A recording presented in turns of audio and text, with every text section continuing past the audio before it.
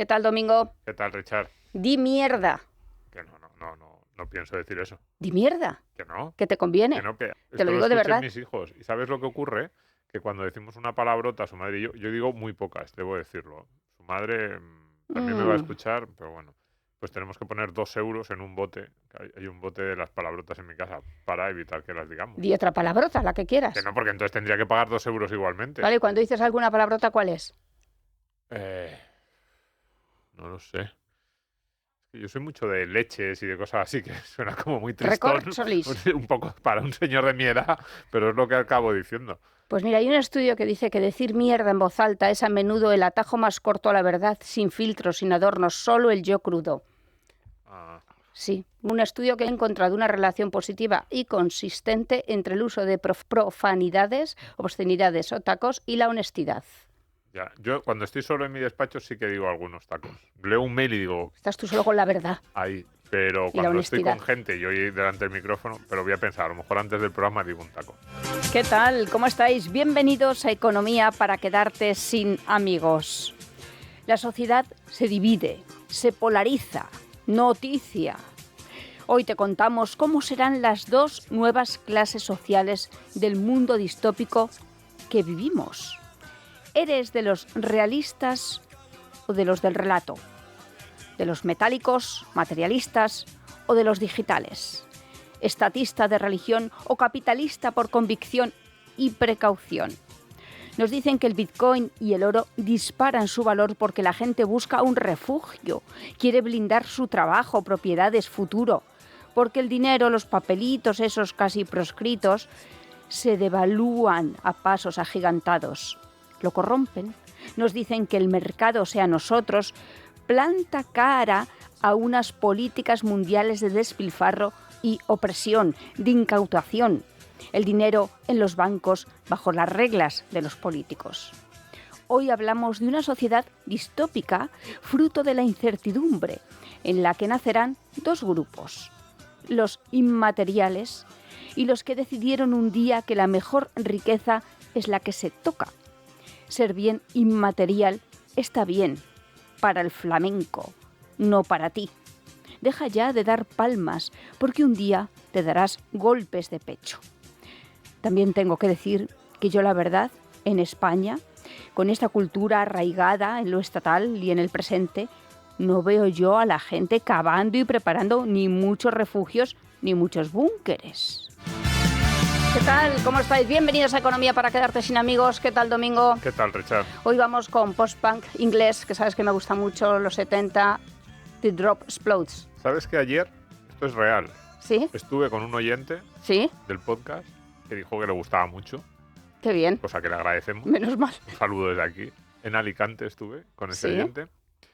Y me dijo que lo que más le gustaba del podcast eran mis comentarios sobre tu música. Pues nada, es todo y me tuyo el dijo que micrófono. te dijera que Sí. pongas menos intensitos de esos que te gustan y más poperos de esos que desprecias así, facilones de los que yo te he dicho alguna vez. A ver. Tipo Bananarama y esas cosas que tú dices, eso no, eso es música comercial, yo pongo intensitos. Y dijo, me gustó mucho cuando le dijiste a Nuria que menos intensitos y más poperismo facilón. ¿Te dio alguna sugerencia? No, solo me dijo ese comentario así genérico. ¿Tú crees que le va a gustar Bananarama? Que por cierto hemos puesto Ya ya. hemos puesto, ¿no? Por eso lo pongo como ejemplo del Vale. tipo de grupo que tú desprecias porque es Yo comercial, no facilón desprecio, sabes que no y desprecio, así. lo que pasa que tengo mis gustos. Ya, eso. Porque Claro. tú eres moderna y así muy cool, no Claro. como nosotros que Tengo que somos mantener así ahí, gente. claro, la Exactamente. apariencia, por supuesto. Bien. Bueno, pues este es el origen de Echo and the Bunnymen, que también lo hemos puesto aquí. Ah, fantástico. Sí, se les nota. Yo veía las influencias entre estos y los otros clarísimas. Bien, hoy vamos a hablar de lo que nos espera. Sí, a ver, hoy, como siempre, la pregunta, ¿con quién nos vamos a enemistar? ¿De quién vamos a dejar de ser amigos? ¿Quién va a enfadarse con nosotros? Y hoy la respuesta sería todos nuestros oyentes, especialmente los oyentes clásicos, especialmente los oyentes que nos siguen desde los primeros programas, Ujú. porque les vamos a decir lo más molesto que se le puede decir a nadie nunca, que es, te lo dije, te lo dije. Y por no hacernos caso, mira dónde estás. No lo vamos a decir nosotros, sino lo va a decir nuestro invitado.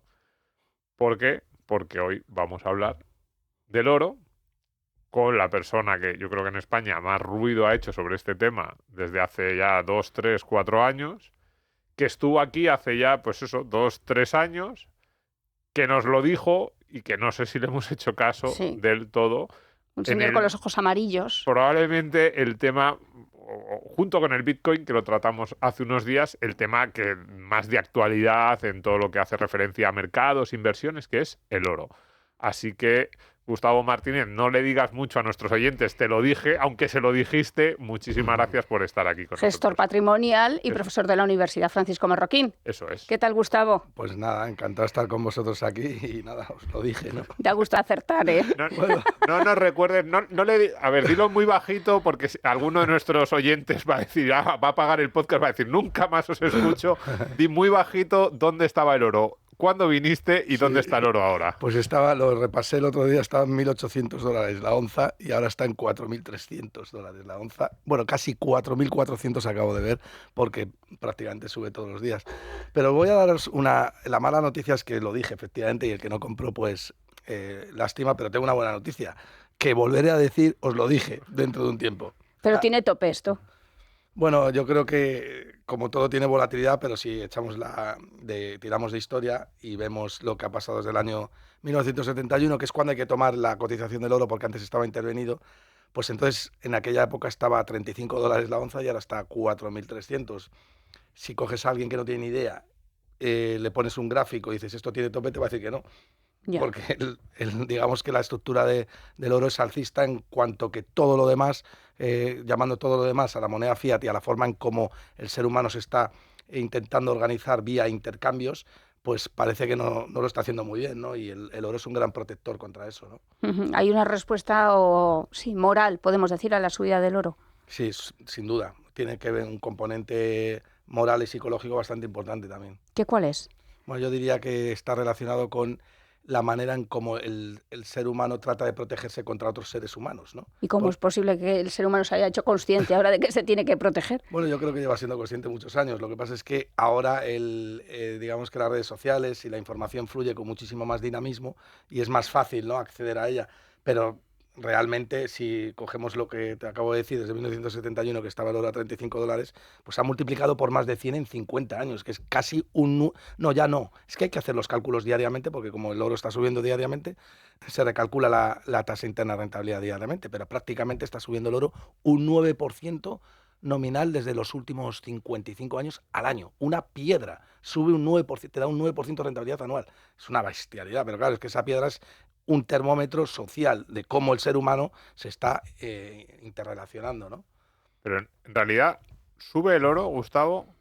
¿O hay un proceso de depreciación tal de la moneda fiat? Que en realidad el oro es simplemente un reflejo de lo que están haciendo nuestros políticos. Yo estoy de acuerdo contigo, desde hace medio siglo con esa moneda. Y ahí enlaza con el programa del Bitcoin, claro. Y es la manera de verlo, como dice Domingo Soriano, o sea, estando de acuerdo conmigo. Quiero decir que las claves o las cualidades de un buen gestor es anticiparse a lo que va a pasar en el mercado, que no son otras cosas que seres humanos intentando anticiparse a lo que va a pasar. Es decir, es pura psicología, es pura conocimiento del ser humano, ¿no?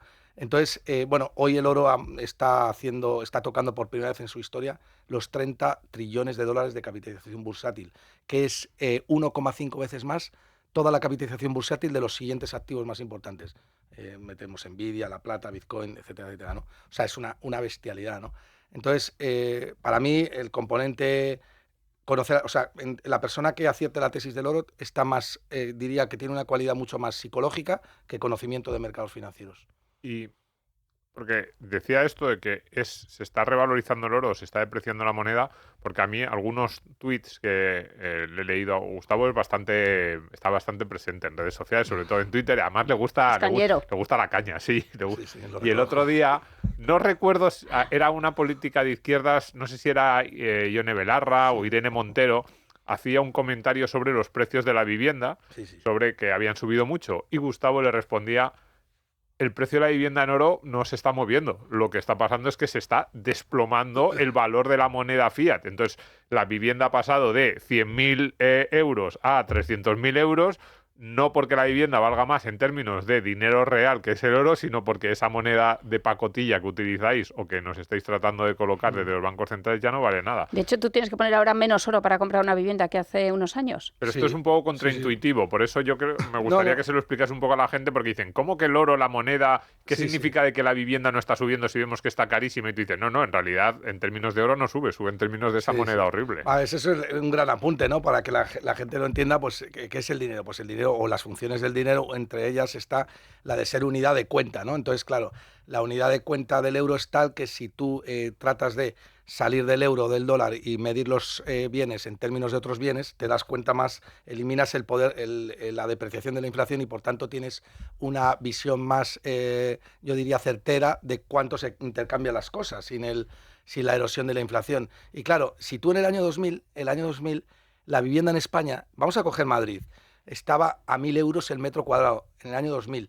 y el oro estaba a 300 dólares, más o menos 280 en el año 2000. Entonces la vivienda ahora está aproximadamente a 3.500, unos 25 años después, con lo cual ha hecho un 250% aproximadamente, o sea, ha multiplicado por 2,5, y el oro está a 4.000, ha multiplicado pues por 12 o por 13, ¿vale? Entonces, si el oro ha multiplicado por 12 o por 13 desde el año 2000 y la vivienda ha multiplicado por 2,5, significa que la vivienda se ha apreciado 4 veces el oro se ha apreciado 4 veces con respecto a la vivienda. Dicho de otra manera, el que hubiera comprado oro en el año 2000 tiene la capacidad o el poder adquisitivo de comprarse 4 viviendas más de las que se podía comprar en el año 2000 actualmente. Sin embargo, si hubieras mantenido tus euros y no los hubieras intercambiado por oro, no podrías comprarte ni el cuarto de baño de la casa que te compraste en el año 2000, porque el euro ha perdido el 90% de su valor con respecto a bienes y servicios. Se habla mucho del oro, claro, ahora oro refugio. Es algo que está sucediendo en todo el mundo. Sí, en todo el porque mundo. Es verdad que a Europa siempre le hemos acusado mucho de la deuda, del déficit, pero igual en Estados Unidos, en China. Estados Unidos se ha puesto a comprar desde hace un año y medio, ha empezado a comprar el mercado y ha doblado las existencias a nivel de mercado.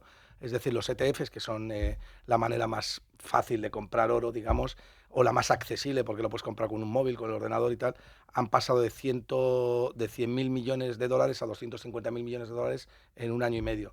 Es decir, el mercado está tratando de cubrirse contra lo que está anticipando que viene, que es un déficit estructural cada vez más avanzado por parte de los estados. Has dicho el mercado, que no dejamos de ser todos los consumidores, todos los inversores, se está tratando de cubrirse. Es una palabra que además utilizáis mucho. O sea, es una protección, es casi como la empalizada, la barrera que está poniendo la gente para tratar de contener el miedo que les dan las políticas monetarias que están haciendo los gobiernos.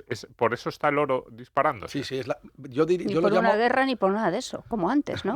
Ni por tensiones. El oro tradicionalmente siempre ha sido un protector de incertidumbre, da igual la incertidumbre que sea, pero contra lo que más o mejor protege es contra la incertidumbre monetaria, porque es lo que más te empobrece, ¿no? Entonces, como dice Domingo, pues es una cobertura, yo prefiero llamarle una vacuna, digamos que, o una quimioterapia contra un cáncer, ¿no? Que está metastatizado, perdonadme la expresión, pero es que a mí me gusta explicar las cosas de modo y manera que lo entienda todo el mundo. Cuando tú te pones una vacuna es porque ya está el virus extendido. Entonces, el que compra oro se está vacunando contra la expropiación generalizada que supone el hecho de que haya gobiernos que generan inflación persistentemente. Y lo que es un hecho es que un billete de 50 euros ahora tiene prácticamente el mismo poder adquisitivo que un billete de 20 hace 6 o 7 años. Es que eso yo creo que lo puede palpar cualquiera. Sí, estaba preguntando Gustavo que esta música ¿quién la pone? Yo digo, Richard, que es la moderna, sí. Bueno, pero tú un día quisiste Lola Flores y sonó Lola Flores. Pocas veces. Estamos modernos, esto de los años 70. Pocas veces, pero si hasta cuando pusiste a Madonna, pusiste las canciones más intensitas de Madonna también. Yo quería que pusieras ahí Material Girl y... ¿Esa no la puse? Yo creo que no, que pusiste como así las más en las que Madonna no parece Madonna. Venga, voy a reflexionar. En fin, que digo yo que ¿quién compra ahora? Porque cuando hablamos de los mercados parece que es que la gente se está buscando, pues eso, un búnker, ¿no? Un refugio antiaéreo. Pero claro, también son los bancos centrales los que compran oro, ¿no? Se protegen contra sí mismos. Sí, ¿Qué morro tienen, no? O sea, una de las digamos que es uno de los grandes catalizadores del oro es la pista que nos está dando los bancos centrales. Muchos dicen, esto ya es de vergüenza. Ya, bueno, a mí me causa risa cuando muchos me dicen, no, es que Gustavo, tú has acertado la tesis del oro, has tenido coña, porque claro, es que están comprando los bancos centrales como intentando restarle mérito. Digo, pero vamos a ver, eh, piensa lo que estás diciendo. Si los bancos centrales están comprando oro para protegerse contra la propia moneda fiat que ellos crean, te están dando una pista muy elocuente de lo que están haciendo. Es decir, ellos es como Saturno devorando un hijo. Ellos mismos compran la vacuna de del virus que ellos propagan, ¿no? Entonces, claro, para mí los bancos centrales están siendo fundamentalmente un gran catalizador. Están comprando el 25% de la producción mundial de oro, que son aproximadamente 1.000 toneladas anuales. El oro se produce más o menos unas 4.000 toneladas al año, pero ahora cada vez más el mercado está entrando en acción, ¿no? Los bancos centrales, bueno, vamos a hacer un mínimo apunte semi-histórico, porque digo semi-histórico porque es de anteayer. Semi-histórico.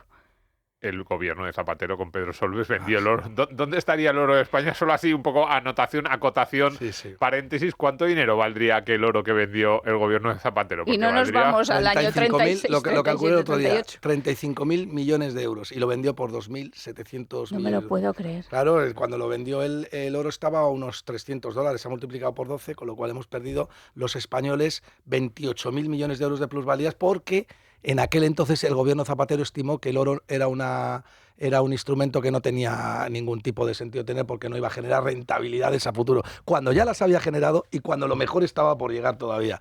Sí, a ver, Qué aguililla. tampoco se nos fuera a cambiar la vida. Quiero decir que el déficit de España son 50.000 millones al año, esos 28.000. Pero eso pues le sumas el oro de Moscú y, o sea, Sí, todo sí. cuenta, Bueno, claro. Al podíamos final. cubrir un año de déficit, ¿no? Sí, un año así más o menos cubríamos, pero no nos iba a cambiar la vida, pero oye, dices, mucha visión no tuvieron en aquel momento el gobierno de Zapatero. Oye, decías que la gente se está tratando de proteger y yo lo tenía pensado para el final del programa, pero yo creo que es lo que todo el mundo se está preguntando, ya los que nos están escuchando es, pero yo entonces, ¿qué tengo que hacer para comprar oro? ¿Cómo me protejo? ¿Guardo oro en casa? ¿Le saco las muelas al abuelo que tiene ahí un empaste? Bueno. ¿Empiezo a fundir la cadena del niño? ¿Cómo lo hacemos? Muchos es la pregunta importante, ¿no? Para la audiencia, ¿no? A ver, muchos se piensan que bueno, pues tener oro es muy peligroso, que dónde lo guardo y tal, pero bueno, la gente primero tiene que monitorizar lo que es tener oro, ¿no? O sea, 1 kilo de oro, que es una cosita muy pequeña porque el oro es muy denso, por eso siempre se ha tomado como punto focal a lo largo de la historia. 1 kilo de oro que lo tienes en la mano, lo puedes guardar en el bolsillo, pues aproximadamente son más de 100.000 euros. Para que os hagáis una cosa, es que el poder adquisitivo promedio de las familias en España, no el poder adquisitivo, el patrimonio promedio es de unos 250.000, 300.000 euros en total de las familias. Es decir, es 3 plaquitas, 3 kilitos que los puedes llevar al bolsillo, tendrías todos los ahorros de la familia protegidos, ¿vale? Entonces, bueno, eso pues tiene un riesgo, pero hay maneras y maneras de protegerse de riesgo. Yo diría que si tú no eres una persona que tengas grandes patrimonios y quieres tener una cantidad de dinero no en la cuenta corriente, sino en oro que se vaya revalorizando, puedes hacerlo a través de un ETC, un ETF, que es un fondo cotizado que lo puedes comprar a través de tu banco y sobre todo, y lo más importante, es que esté respaldado por oro físico. Si está respaldado por oro físico, que sea de alguna gran marca, y ellos por obligación tienen que aceptar participaciones en función de los lingotes que tienen custodiados en Londres o en Shanghai o donde sea. Pero tiene que estar respaldado por oro físico. Luego eso podría haber alguna probabilidad de que te estén engañando, porque lo que no tienes en la mano no es 100% tuyo. Por eso hay que distinguir entre el oro físico y el oro papel o el oro financiero. Yo, para patrimonios que no son muy elevados, o para gente que quiere obtener liquidez rápida o tener la seguridad de que puede tener liquidez cuando quiera, recomiendo el oro electrónico o el oro papel, como quieran llamarlo, pero sobre todo comprar a través de un ETF oro. Y el que ya crea, como yo, que si no lo tienes en la mano no es tuyo y quiera eliminar el riesgo de contrapartida, que es lo que define a un activo real, entonces lo que tiene que hacer es comprar oro físico con algún proveedor oficial que te y luego te lo manda seguro algo. ¿Qué pasa? Sí, hay dos, sobre todo que te garantice la recompra del oro, porque el oro no es un bien, ahora ya está empezando a ser mucho más líquido, pero no es un bien que puedas vender, salir a la calle y venderlo rápidamente. Oiga, que te vendo mi oro. Bueno, ahora yo creo que te lo comprarían con bastante más facilidad, ¿no? En la Puerta del Sol hay un tipo que compro oro. Sí. Pero bueno, eso te lo puede recomprar por un 3% de diferencial o de comisión, en fin.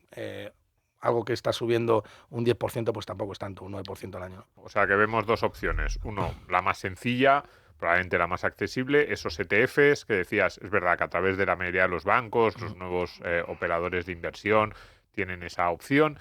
Yo ahí sí que recomiendo, como tú decías, en los grandes operadores del mercado. Es decir, un Vanguard de la vida, un Fidelity, esta gente, una Amundi, cuando te dicen ETF en oro respaldado por oro físico, si ves ese producto, que no sé exactamente si lo tienen cada uno de ellos, intuyo que sí, que ya lo deben tener, son operadores de mercado de tal tamaño, de tal solvencia, que tienen un número de clientes, de activos, de liquidez, que, como dice Gustavo, imposible que te engañen o que no haya un problema, no hay, siempre hay ese riesgo de contraparte, pero creo que es muy bajo con ese tipo de casas en que te ocurra algo así, sinceramente.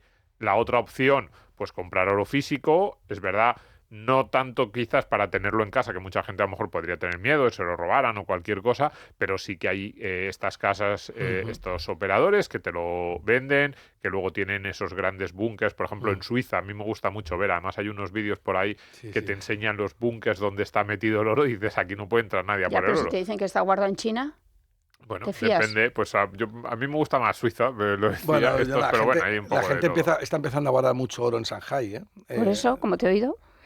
Bueno, cada uno tiene sus preferencias, ¿no? Yo creo que China está yendo hacia un modelo más liberal en ese sentido, porque es la única manera que tienes de crecer. Pero como dice Domingo, quizás guardar el oro o esconderlo tampoco es tan complicado. Quiero decir que primero es muy pequeño y las casas que te lo custodian tampoco cobran tanto, ¿eh? O sea, por 500, 600 euros al año puedes estar guardando oro perfectamente. Hay gente que quiere vender oro. Bueno, hay muchísima gente que ahora está pensando que el oro es una burbuja, ¿no? Porque ha subido muchísimo. Para mí es un gran error pensar que eso es no entender la tesis del oro. No la has entendido antes cuando no compraste y no la entiendes ahora porque no compraste en su día, claro. Yo creo que la definición de burbuja no se puede aplicar al oro porque haya subido mucho, pero sí que es verdad que algún momento habrá una recogida de beneficios, una corrección que incluso puede ser sana, pero estructuralmente el oro es alcista. O sea que si hay gente que quiere vender oro. Sí, sobre todo gente que no ha entendido la tesis del oro y que lo que está haciendo es especular para obtener moneda fiat que se va a depreciar con el tiempo. Es decir, porcentaje de la cartera en oro, porque también es otro, pero entonces vendo todo y lo pongo todo en oro, ¿cómo que le diríamos a un inversor medio, pues el que nos puede escuchar a nosotros, pocos, que tampoco quiere muchas complicaciones? ¿Tú qué sueles recomendar? Bueno, mira, tradicionalmente se ha hablado, Domingo, de una cartera que funciona muy bien, es 60% renta variable, 40% renta fija. Pero Correcto. Si tú eliminas la renta fija, que la commodity o la materia prima de la renta fija es moneda fiat, que se deprecia y que muchas veces no te da la suficiente rentabilidad como para proteger esa depreciación, y le metes oro, esa cartera dobla en rentabilidad históricamente a la de la renta fija. Lo que pasa es que no entiendo por qué no se ha hablado de ello. De hecho, no lo entiendo. Es algo de las cosas que más me chocan de los mercados. Menos del 1% de los gestores en Estados Unidos llevan oro en sus carteras. Ahora empiezan a llevar, pero es algo que no he entendido por algunas razones que tendré que investigar. Pero una cartera formada por 60% renta variable tipo value investing o aquellos sectores que uno considere que tienen valor, más un 40% de oro, es una cartera ganadora. ¿Y Bitcoin? Yo también metería, pero Bitcoin es quizás más complejo de entender, ¿no? ¿Ha cambiado tu criterio con Bitcoin desde que estuviste aquí? O sea, yo ahora mismo soy pro Bitcoin. No sé si antes no lo era. Sí, yo creo que antes eras más reacio. Probablemente estaba en la fase de rechazo todavía, pero ya la he superado, ya me baño en la piscina y no tengo miedo, ¿sabes? O sea que también en Bitcoin. Sí. Podemos tener una parte. A mí me gusta. Vamos a hablar ahora de las otras opciones que puede haber similares al oro, alternativas, o qué va a pasar con todos esos productos en el mercado. ¿Y cuánto oro queda en el mundo? ¿Y cuánto oro queda? Pues hablemos del Bitcoin. No, primero vamos a hablar de lo que has dicho al final. A ver, ¿qué he dicho? Tus intuiciones están muy bien, Richard. ¿Cuánto oro queda en el mundo? Yo le digo siempre a mis alumnos, porque son esas cosas que lees en los libros y lo vas repitiendo y un día dices, ¿pero esto realmente se cumple? Que siempre se ha dicho que más o menos se sacaba de oro un 2% del oro que había en el mundo. Es decir, el stock de oro, pues el flujo de oro anual era aproximadamente el 2% del stock acumulado a lo largo de la historia. Entonces, Gustavo, ¿sigue siendo así esa relación? Sí. ¿De dónde sale el oro? ¿Sigue estando en Sudáfrica y en las minas de los Andes? ¿O dónde está el oro ahora mismo? Bueno, es así, es esa relación, y gracias a que esa relación es así, el oro tiene valor, porque el stock to flow tiende a ser cada vez más alto. El stock to flow, para que lo entienda la gente, es la relación de la oferta con las existencias, o la producción anual con las existencias. Por supuesto, tienes que estudiar también la demanda. Entonces, el stock o las existencias que el hombre ha conseguido extraer a lo largo de 5.000 años es de más de 200.000 toneladas, aproximadamente unas 210.000 toneladas. Pero esto, para que la gente tenga el concepto de escasez, si lo monitorizamos, prácticamente todo el oro que el hombre ha extraído en 5.000 años lo puedes meter en un estadio de tenis. En una pista de tenis que se eleva 2 anfiteatros más o menos, y ese es un bloque gigante de todo el oro del mundo que el ser humano ha conseguido extraer. Y de ahí... Eso no es mucho, ¿eh? O sea, un bloque de oro del tamaño de la caja mágica, por ejemplo, que podríamos tener aquí en Madrid, dice, hombre, sí, es muchísimo, pero dices que a lo largo de la historia de la humanidad todo el mundo buscando oro, sacando minas, solo ha sacado esto, no es demasiado. No es demasiado, Sí, teniendo en siempre se habla cuenta de pepitas, teniendo en cuenta la cantidad de dólares que hay y la cantidad de deuda que hay. Por tanto, eso es importante que la gente lo monitorice para que entienda que el oro es escaso, ¿no? Y luego alguien me podría decir, ya, pero ¿cuánto queda por extraer? Y esa es la gran pregunta, porque es de lo que estamos hablando, del stock to flow, y lo que relaciona la oferta con las existencias, y aproximadamente las toneladas que se estima, o estima World Gold Council, o también el Instituto Geológico de Estados Unidos, de Londres, y estudios que son bastante certeros, con un margen de error mínimo, es que aproximadamente quedan unas 45.000, 50.000 toneladas por extraer, de los cuales 5.000 son completamente marginales porque están en sitios que no se puede acceder. Es decir, que a un ritmo de producción de 4.000 toneladas anuales frente a 40.000 que quedan o 45.000 que quedan extraer, en teoría nos quedaríamos sin el flujo o flow del stock to flow. Entre 10, 15 años ya no habría más oro por extraer. Y entonces la oferta se convertiría en oferta completamente rígida o inelástica, y es el mismo patrón o la misma tesis que Bitcoin. O sea, que en 2050 ya no hay oro. En teoría no debería. O habrá poco, o muy poquito. O muy caro de extraer, ya no se extraerá. O muy complejo. Claro. Pero fíjate, según lo estaba diciendo... Yo lo que quiero tener es una mina, porque ahora lo que vaya a sacar a partir de ahora, las minas también están a tope. Bueno, han subido un 140% este año, o sea, ha sido un pelotazo, las mineras de oro, ¿sabes? Las mineras de oro se están forrando. Se están forrando, y además lo dijimos también en nuestro programa, que era un sector donde había que mirar. Según estaba hablando Gustavo de eso, de ya es que ya no queda oro, se está agotando, bueno, podría ser que descubrieran más, pero va a ser más caro extraerlo, eso tiene sus implicaciones. Pero yo me estaba acordando de Bitcoin, porque es verdad, y has terminado tú así tu reflexión, se está acercando mucho la tesis del oro a la del Bitcoin, también en lo que es oferta absolutamente limitada o casi limitada. Claro. Y lo mejor, Domingo, es que el mercado lo está empezando a ver. Este año sube 3 veces más el oro que Bitcoin. Bitcoin, de hecho, está cayendo. Ahora está subiendo un 15% en el año, y el oro sube más de un 60%. Aquellos bitcoiners que daban por muerto al oro deben de estar llevándose las manos a la cabeza, o no entendieron muy bien la tesis del oro, o no entendieron que la tesis del oro es exactamente la misma que la de Bitcoin, ¿no? Y entonces, claro, el hecho de que el mercado empiece a descubrir que la oferta es completamente inelástica, todo el precio descansa sobre la demanda, y es una demanda que es estructuralmente alcista, porque el ser humano no tiende a relacionarse de manera libre, sino de manera en que unos conviven oprimiendo a otros, ¿no? Entonces, yo tengo muy clara la tesis, no está exenta de volatilidad, obviamente puede haber una corrección de un 20 o un 25%, que si no es un cambio de ciclo o un fin de ciclo como el 1980 o en 2012, yo aprovecharía para comprar un margin call como el que hubo en el año 2008, o recientemente con Donald Trump, cuando llegó a las elecciones y el mercado se puso nervioso y empezó a vender oro porque dijo estos son liberales, con Elon Musk y Donald Trump, que luego acabaron a leche porque de liberalismo ahí no hay nada, en fin, ¿no? Entonces, como yo tengo muy claras hacia dónde va el ser humano, por mucho que ahora digan que está reduciendo el déficit Donald Trump y tal y cual, pues lo normal es que compres vacunas contra ese sistema perverso que te va a expropiar, ¿no? ¿Y el oro que se extrae tiene la misma calidad que el de antes? Bueno, el oro bueno de calidad es el de 24 quilates. Si es oro de baja calidad... Y de ese siempre estamos hablando. Claro, yo siempre me refiero al oro de máxima calidad. Si es oro de baja calidad, pues es como todo, ¿no? Es buena lana o mala lana, ¿no? Pues la mala lana el mercado la expulsa, ¿no? A Richard, si le vas a regalar un anillo que sea de los que pesan. Yo muerda, sí. Richard es de las que muerden. ¿Y la plata? Eso iba... Y los otros metales, sobre todo la plata, también se ha hablado mucho de la plata, porque la plata creo que también está disparada en los últimos meses. ¿se va a disparar la plata porque en algunas cosas va a servir mejor que el oro? Que es lo que a lo largo de la historia, una de las razones por las que la plata ha estado ahí es porque quizás no tenía todas las características que hacen bueno al oro, pero era más disponible. Claro. Y eso lo hacía pues que tenía una serie de ventajas. También plata, nos posicionamos en oro, plata, Bitcoin, nos centramos solo en oro, esos protectores. ¿Cómo ves tú la plata? Y ahora vamos con el conjunto de esos protectores contra la inflación. Bueno, yo en general veo todos los activos reales. Activos reales son aquellos que no tienen contraparte. Los veo alcistas porque tienen una oferta limitada y el ser humano necesita proteger su riqueza o resguardar todo el tiempo que ha estado lejos de sus hijos, de sus familias, trabajando en activos que no sean fácilmente manipulables, cuya oferta puedes incrementar arbitrariamente como haces con la moneda fiat, ¿no? Dicho esto, pues la plata tiene una tesis muy parecida, pero como bien dices, Domingo, pues tiene algunas ventajas y desventajas. Una gran ventaja que tendría la plata es que tiene, o desventaja, depende cómo lo quieras mirar, es un uso industrial muy importante, ¿no? El uso industrial de la plata o la demanda industrial de la plata es de un 60%.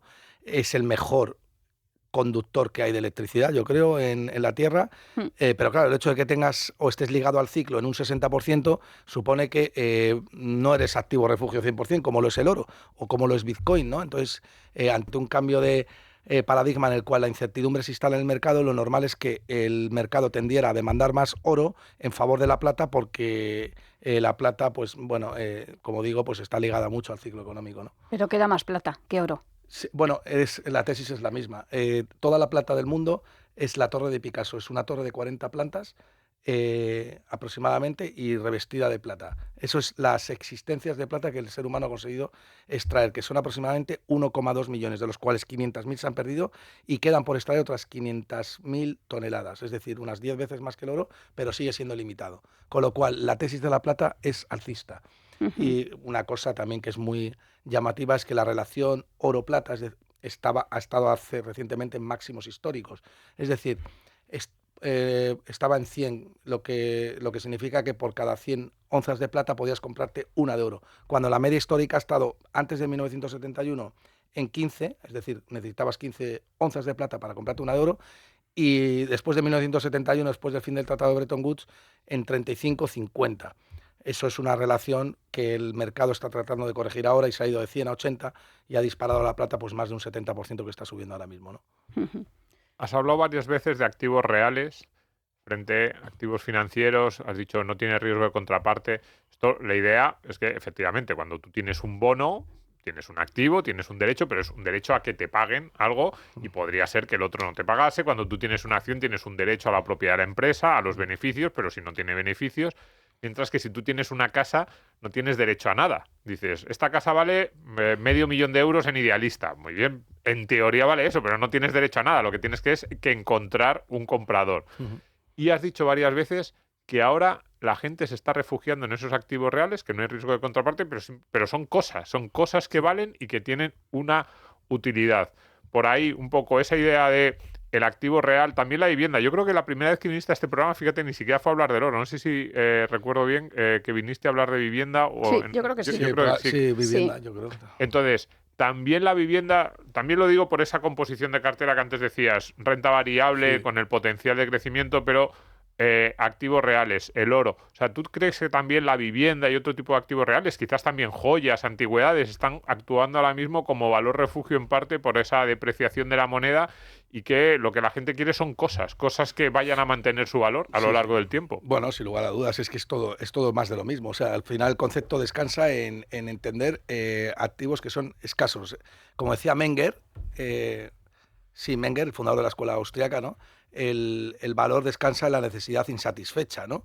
Entonces, claro, la vivienda es estructuralmente alcista en tanto en cuanto pues, la oferta es más reducida y no puedes manipularla fácilmente, con lo cual al final pues la tesis de inversión es que trates de huir de la moneda fiat porque dicen que es el dinero por excelencia, pero fíjate, de las tres funciones del dinero, medio intercambio generalmente aceptado, depósito valor y unidad de cuenta, no cumple las dos últimas, porque depósito valor no es, ya sabemos que se deprecia, y unidad de cuenta no puedes calcular correctamente con algo que se deprecia, no sabemos a qué ritmo, ¿no? Entonces, los flujos de caja que traes del futuro al presente seguramente los hagas mal o los distorsiones mal, con lo cual tienes que ir hacia activos que sean más allá de que puedan ser tangibles o no, tocables o no, sobre todo que su oferta sea lo menos manipulable posible. Sí, has dicho esa palabra 2 veces, que llama manipulable por quién, se preguntará algún oyente, por los políticos. Claro. O sea, quienes están Por eso, destrozando... Que cada vez insisten más en lo digital y en la moneda digital.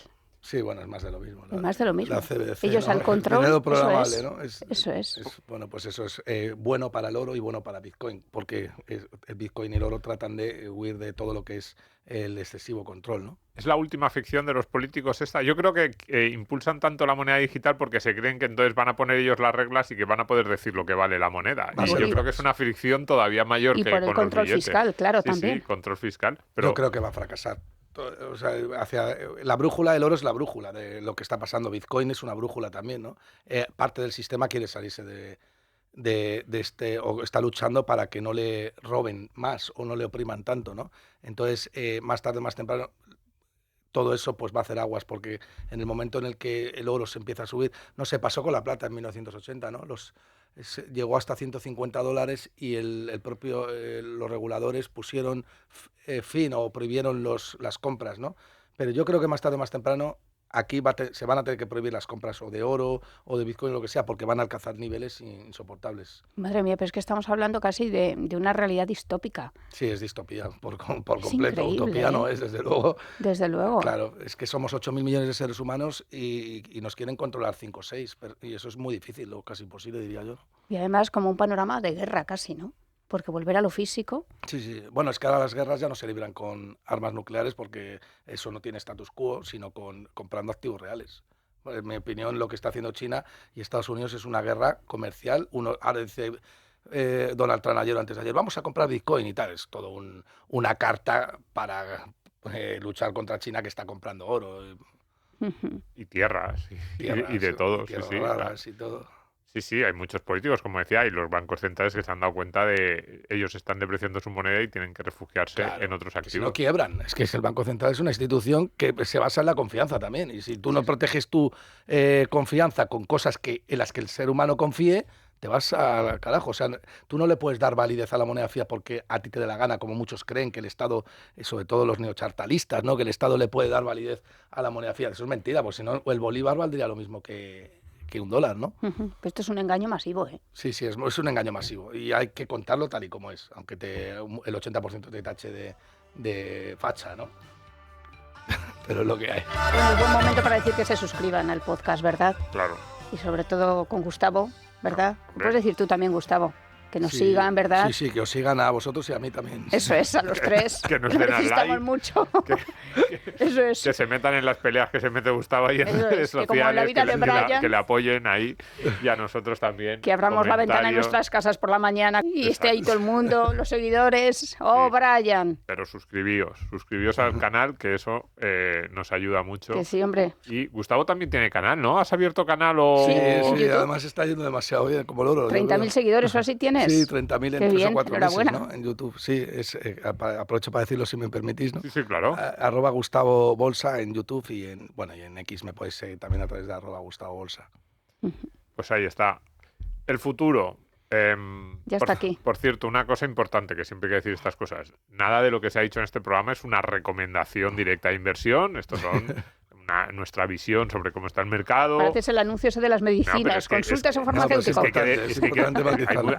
hay que decirlo y además es verdad. Es decir, si alguien está pensando invertir en oro, que lea mucho, que se lo piense bien, que incluso contrate a un asesor que le pueda echar una mano en estas cosas, que se piense, por ejemplo, el reparto de activos reales, pues a lo mejor para mucha gente un reparto de la cartera tan importante como el que decía antes Gustavo, pues a lo mejor incluso le da miedo y dice, oye, pues yo mis activos reales entre mi casa, otros activos reales que pueda tener un 5 o un 10% de la cartera en oro, Bitcoin o metales preciosos, una parte de lo que tengo o de esa tesis del oro, pues la dirijo más hacia empresas mineras o hacia fondos de inversión que tienen intereses en este tipo de activos. Está muy bien. O sea, son diferentes maneras de acercarnos a ese mismo principio general, que es un poco lo que yo creo que sí que tratamos de explicar en el programa, de la moneda fiat y lo que están haciendo los políticos está empobreciéndote si te quedas con el dinero en la cuenta bancaria o en los depósitos, en los instrumentos clásicos de ahorro de los españoles, que a mí sí que me parece un mensaje muy importante. España es el país rico, probablemente los países avanzados, el que más, junto con Italia y alguno más, en el que más porcentaje de nuestros activos está o en cuenta corriente o en depósitos muy remunerados muy bajos. Y eso, para alguien que esté pensando en el ahorro y en mantener un patrimonio a largo plazo con estas políticas monetarias que estamos viendo, es peligrosísimo. Por eso me sorprende lo de que el mercado está respondiendo, porque en general, yo creo que en general no nos estamos enterando de esto. En España no, pero estamos en otros muy países creídos sí. en el relato. Pero por eso hay que decirle a la gente, es que yo cuando alguien me dice, por ejemplo, yo no quiero riesgos, me gustaría un poco que Gustavo un poco se lo explicara, porque yo no sé cómo es a mis alumnos, me dicen, yo no quiero riesgos, yo quiero certidumbres.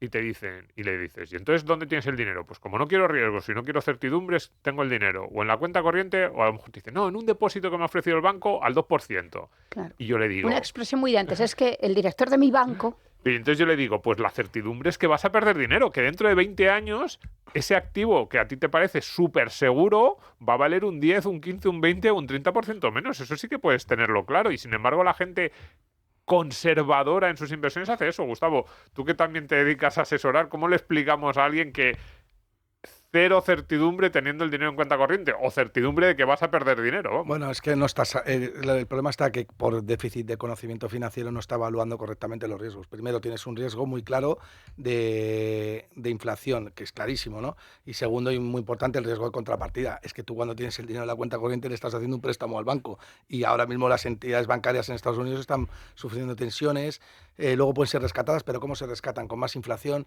Es decir, tú tienes que tener en cuenta.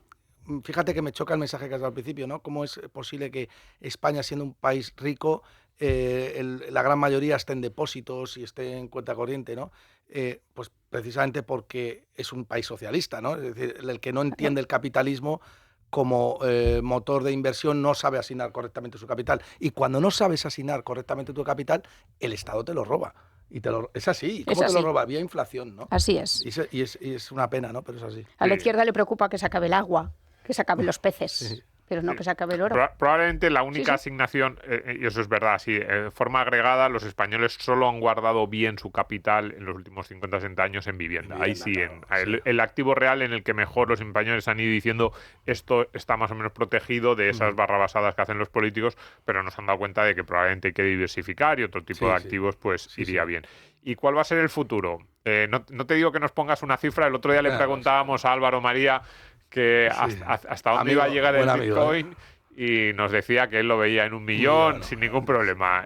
No te mojes ahí con el Bitcoin. Bueno, si te quieres mojar y decir que no lo ves. Hombre, yo vi a Gustavo en una entrevista con Lunatic Coin que estuvo fenomenal. Sí, me gusta mucho Sí. Luna, al que mando un saludo también, y a Álvaro de María, que también le mando un abrazo, son amigos.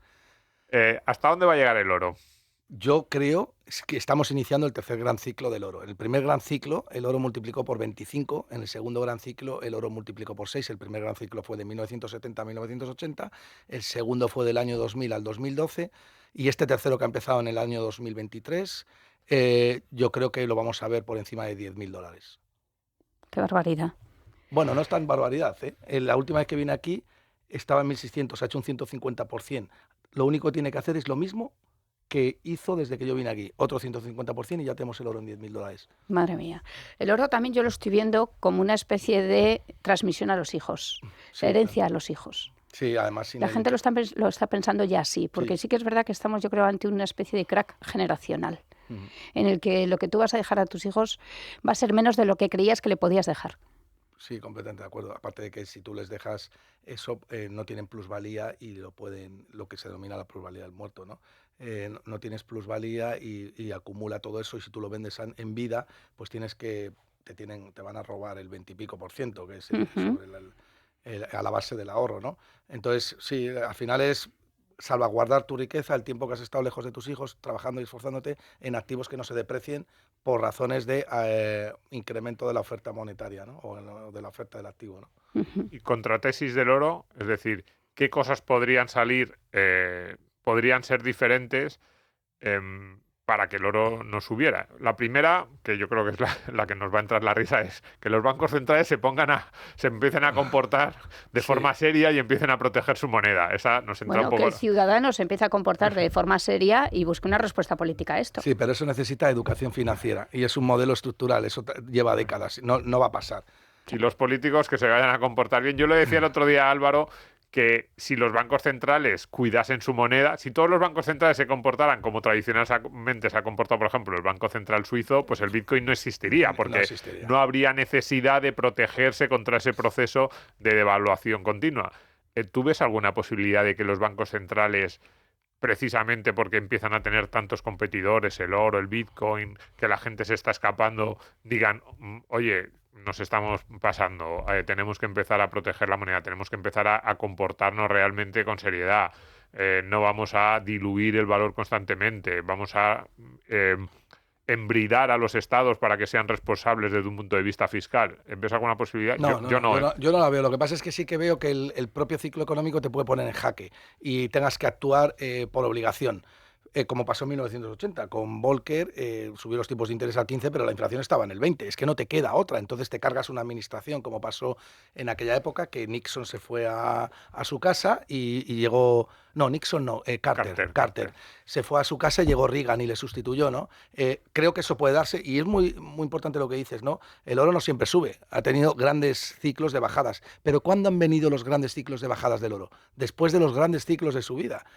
En el primer gran ciclo, en 1980, el oro cayó después y se tiró plano hasta el año 2000. Bueno, estuvo bajando, pero no recupera hasta los siguientes 20 años. En el año 2012, después del segundo gran ciclo, el oro cayó desde los 1800 hasta los 1100. Se pegó un buen tortazo y hasta 2020 o por ahí no volviste a recuperar. Y volverá a caer, pues casi con total seguridad. Pero para eso tiene que haber una gran deflación, es decir, que el sistema pete y que empecemos otra vez a intentar reorganizarnos para que la moneda fiat vuelva a recuperar su valor, el ciudadano vuelva a recuperar la confianza y tal. Y yo creo que todavía estamos lejos de eso. O sea, vamos a petar, pero todavía le queda recorrido al oro. Pero estamos en un punto de no retorno en cuanto a eso. Sí, siempre. En un punto cíclico. O sea, quiere decir que la economía, los ciclos económicos son, como bien digo, ciclos y ahora creo que estamos al final de una expansión y probablemente nos vayamos a una estanflación, que es crecimiento que no tiene por qué ser negativo del todo, pero sí recesión sumado con pérdida del poder adquisitivo o crecimiento nominal y no real, que sería inflación, ¿no? Entonces esas dos cosas sumadas es esta inflación. Es que yo no sé si esto se puede revertir. Es el mejor escenario para el oro, por cierto. Ese inicio de contraciclo o de que el oro, pues esa situación en la que se quede plano, empiece a bajar, llegará el día que los estados, entonces, si te entiendo bien, empiecen a reducir, controlar por necesidad, por pura necesidad, la deuda y cuando deshagan esa montaña de deuda, pues como hizo efectivamente a comienzos de los años 80, pues que, pero claro, el sufrimiento de finales de los 70 y principios de los 80 en la economía real fue muy gordo porque había que deshacer también una situación muy compleja. Digamos que es cuando te despiertas de la pesadilla, cuando hay que vender oro. Pero primero tienes que pasar la pesadilla, que venga el tío, que te caigas del quinto, o la pesadilla que cada uno tenga, o que no has terminado la carrera, o lo que sea. Es verdad. Pero tienes que pasarla. O sea, y no estamos pasando todavía, estamos al inicio de la pesadilla, ¿no? Cuando te despiertas de la pesadilla y dices, esto es la realidad, ahí es cuando las cosas vuelven otra vez a su orden. Y en el año 2012 lo vimos clarísimo. Plena deflación, coste de oportunidad de tener oro muy alto, Standard & Poor's 500 en mínimos, vivienda en mínimos, te comprabas un ático de 150 metros en Chamberí por 250.000 euros, ahora vale 1 millón. Quiero decir, ese escenario todavía no estamos. Por tanto, mi consejo, no se dan recomendaciones, pero mi consejo para mí mismo es seguir manteniendo como mínimo oro, mantenerlo como mínimo. ¿Habrá algún país que ponga el límite, que empiece a dar lección? Es que no puedes empezar porque eso sería hacerte la daiquiri, ¿no? O sea, es una especie de... Tú imagínate, siempre lo digo, ¿no? Hablo con...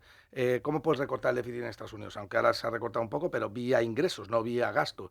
Tienes que recortar el gasto. Las cuatro grandes partidas del déficit público en Estados Unidos son sanidad, pensiones, defensa, intereses de la deuda.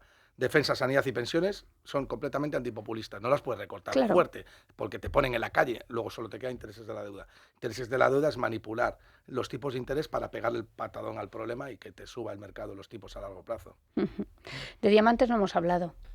No, de joyas no. Claro. A ti te interesa, tienes algunas en casa y ¿Hay vas a muchos venderlas. diamantes en el mundo todavía? Bueno, no tengo la cifra exacta, pero sé que es un bien escaso y que como es escaso, es bonito. Ojo, que el oro no es que sea bonito porque sea amarillo o brille, el oro es bonito porque es escaso.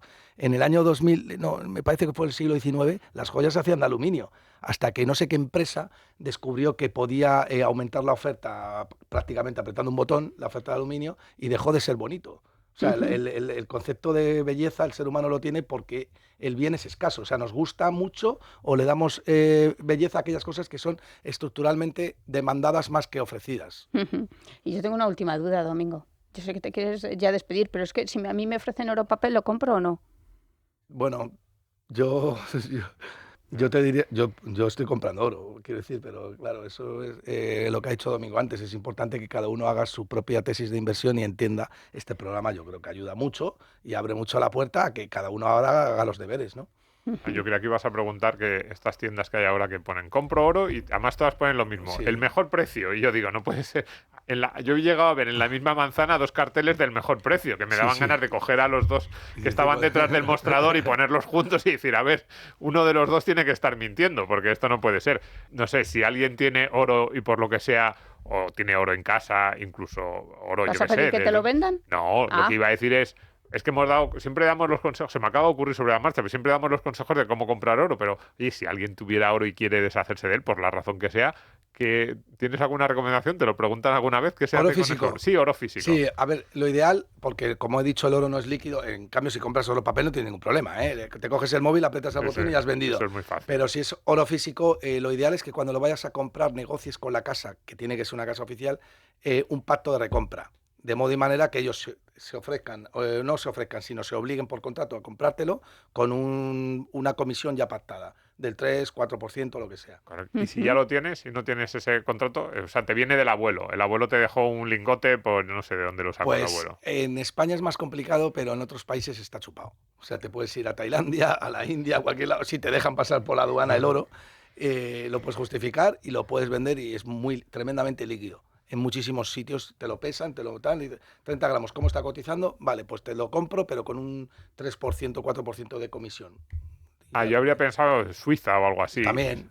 En Suiza es más fácil también. Claro, como más sencillo, probablemente suena a que vas a un banco suizo con una Y ahí en piedra la de aduana. oro y allí no se inmutan, te lo cambian en un momento. Sí, en Inglaterra también es fácil, en China es muy fácil, en Tailandia es fácil, en la India es fácil. En España, pues bueno, en España ya sabes que vamos un poco por detrás de todo. Solamente ganamos en fútbol y en otras cosas, ¿no? O por Atleti. No está mal, no está mal. En fin, Gustavo, muchas gracias. Nada, muchas gracias a vosotros. Te esperamos aquí cuando ya esto toque techo. Cuando llegue a 10.000 volvemos a hacer un programa, Cuando ¿vale? llegue a 10.000 ya sí que nos quedamos solos porque todos nuestros siguientes días no me lo No puedo querrá creer. venir. Nos vamos.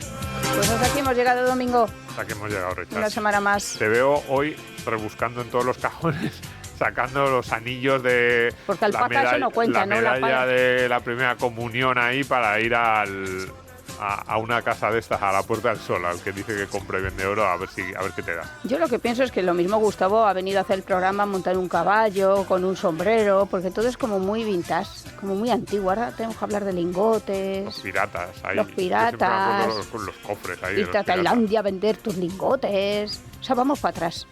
No, yo por Suiza también está bien. Claro. Y en algunas cosas nos obligan a ir para atrás. Sí.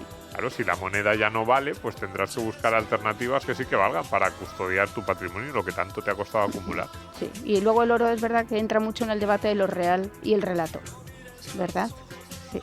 Frente a la realidad ficticia que algunos nos quieren imponer, el oro, las casas, las joyas, los activos reales nos dan esa fisicidad y esa realidad no manipulable, no es tan fácilmente manipulable, que a los políticos les pone muy nerviosos precisamente porque a ellos les quita poder. Es lo.